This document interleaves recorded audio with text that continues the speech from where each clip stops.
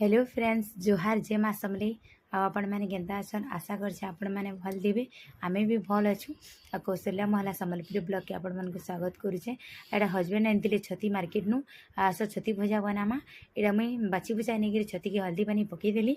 तार परे इनु कढ़ई रे पकई देली तेल तेल देगिरी मिर्चा सोरसो इनु दे देमा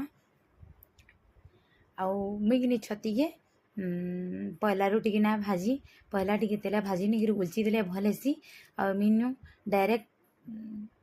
प्याज भुजी सब देदेमी तार पर छती के देदेमी। एनु देख मिर्चा सोरसो देली मिर्चा सोरसो लाल हो गला तार पर देदेली प्याज प्याज टी लाल हो जावा तार पर टी हल्दी देदेमा हल्दी देगिरी प्याज टी लाल हो गले